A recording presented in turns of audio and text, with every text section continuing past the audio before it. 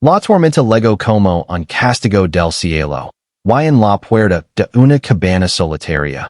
Una mujer con las manos agrietadas por el trabajo estaba a punto de tomar una decisión que cambiaría su destino para siempre. Sin saber que el hombre empapado de lluvia que suplicaba refugio para su pequeña hija era, en secreto, uno de los rancheros más ricos de todo el territorio de Wyoming.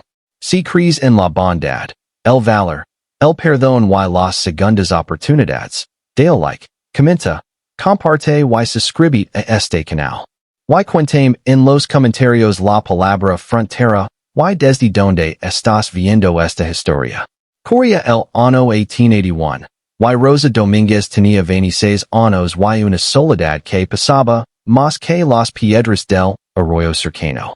Vivía sola desde que la fibra se levó a su esposo dos inviernos atrás, dejándola con una pequeña granja de tierra rica al norte de Cheyenne, dos vacas flacas, un caballo viejo llamado Sombra, y una fe que se negaba a morir en cada noche rezaba con el estómago vacío.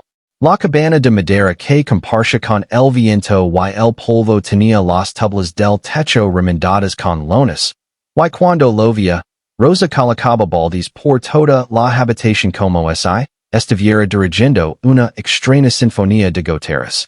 Aquella noche de octubre, el cielo se abrió con una furia que Rosa no había visto en años. Los relámpagos partían la oscuridad como latigos de plata, y el trueno hacía temblar los cristales de su única ventana. Fue entonces cuando escuchó los golpes en la puerta, desesperados y urgentes, acompañados por el llanto ahogado de una niña. Al abrir, encontró a un hombre alto, con el sombrero destrozado por la lluvia y una niña de unos 8 años envuelta en su abrigo, temblando de frío. El hombre, que dijo llamarse Nathaniel Cole, tenía la voz quebrada por el cansancio y los ojos hundidos de quien ha cabalgado durante días sin descanso. Su hija, Abigail, tenía fiebre y los labios morados por el frío. Rosa no dudó en un instante. En el oeste, la ley no escrita del refugio era sagrada, y aunque ella misma apenas tenía para comer, jamás dejaría a una niña enferma bajo la tormenta. Los hizo pasar, encendió el fuego con las últimas estilas de lina que guardaba para el invierno, y sacrificó su única manta de lana para envolver a la pequeña Abigail. Preparó un caldo delgado de papas y cebolla, el único alimento que tenía, y se lo ofreció sin pedir nada a cambio. Nathaniel, observando aquella generosidad desde su silla junto al fuego, sintió que algo en su pecho endurecado por años de negocios y desconfianza comenzaba a resquebrajarse. Lo que Rosa no sabía era que Nathaniel Cole era dueño de más de 40,000 acres de tierra ganadera, concentrados en Denver, Kansas City, y hasta Chicago. Viajaba de incognito, vestido con ropas sencillas de vaquero común, porque semanas atrás había recibido amenazas de hombres que codiciaban sus tierras, y temía por la vida de su hija más que por cualquier fortuna. Había huido de su propio rancho en mitad de la noche, buscando un lugar seguro y anónimo donde nadie reconociera su apellido, y la tormenta lo había guiado, casi como un milagro, hasta la puerta de aquella mujer humilde. Durante los 3 días que la tormenta los mantuvo atrapados, Rosa cuidó a Abigail con una ternura que Nathaniel no había visto desde que su esposa murió al dar a luz a la niña. Lo cantaba canciones en español mientras lo bajaba la fibra con panos húmedos. Lo cantaba historias de ángeles que cuidaban a los niños buenos. Y cuando Abigail finalmente sonrió por primera vez en días, algo en el corazón endurecado de Nathaniel se quebró como el hielo en primavera. Observaba a Rosa remender su propio vestido gastado con hilo que claramente había usado demasiadas veces, y notó que ella nunca comía hasta asegurarse de que ellos hubieran comido primero. Ninguna mujer en los salones elegantes de Denver, con sus vestidos de seda y sus modelos aprendidos, Jamás lo había mostrado una bondad tan pura y desinteresada. La cuarta mañana, el cielo se despejó y el sol bañó la pradera con una luz dorada, que hacía brillar cada gota de lluvia sobre la hierba. Nathaniel supo que debía continuar su camino, pero algo lo detenía. Lo ofreció a Rosa dinero por su hospitalidad, sacando un fajo de billetes que ella jamás había visto junto. Pero Rosa, con lágrimas de orgullo herido, rechazó la oferta. No abrí mi puerta por dinero, señor Cole. La abrí porque una niña estaba enferma bajo la lluvia. Y eso es lo único que un ser humano decente puede hacer. Aquellas palabras se clavaron en el alma de Nathaniel como una flecha certera. Y en ese momento comprendió que había encontrado algo mucho más valioso que todo su oro. Había encontrado una mujer cuyo corazón no tenía precio. Nathaniel se marchó aquella tarde, prometiendo regresar, aunque Rosa, acostumbrada a las promesas rotas de un mundo cruel, no esperaba volver a verlo jamás. Los meses pasaron lentos y duros.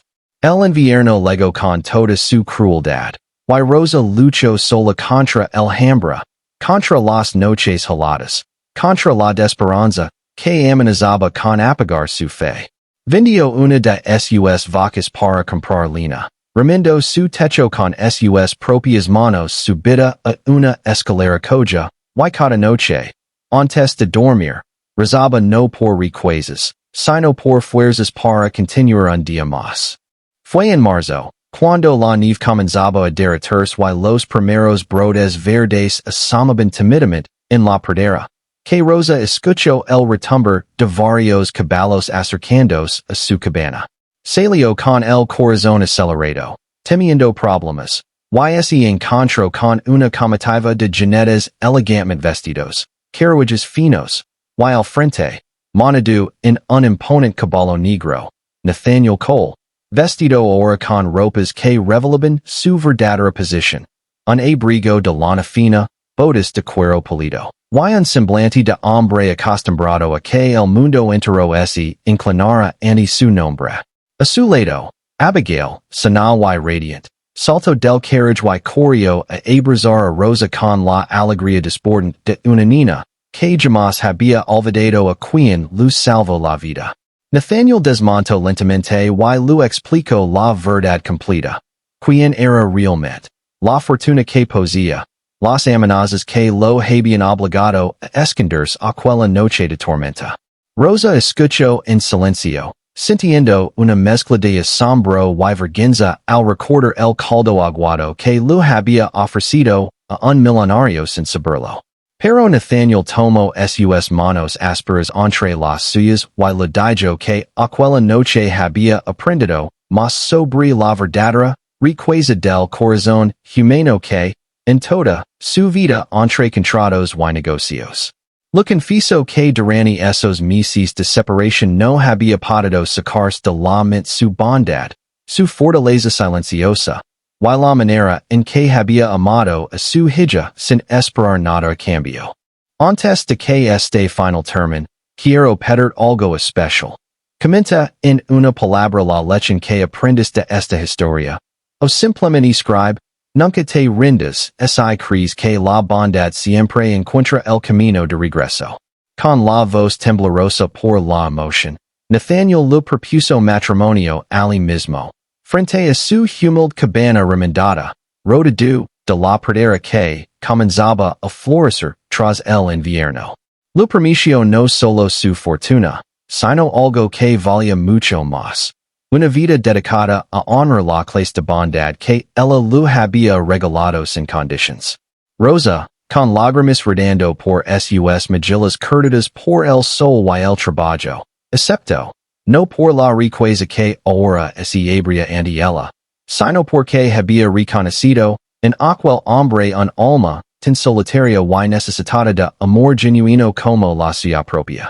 Se casaron esa primavera en una pequeña iglesia de madera bajo un cielo despejado, con Abigail como dama de honor, lanzando pétalos silvestres que ella misma había recogido.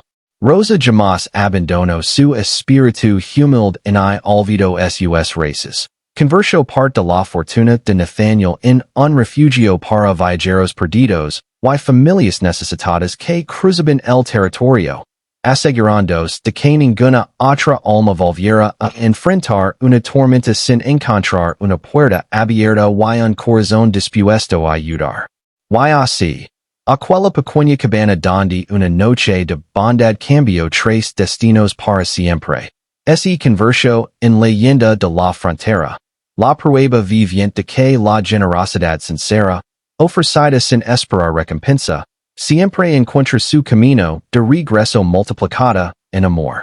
Si esta historia tocó tu corazón, te pido de tu corazón que ludo like, comenis, compartas y te suscribas para apoyar más historias emotivas del Viejo Oeste. Nunca subestimes el poder de un acto de bondad, porque como Rosa Domínguez aprendió aquella noche de tormenta, avisas la puerta, que abres para un extraño y es, en realidad la puerta hacia tu propio destino.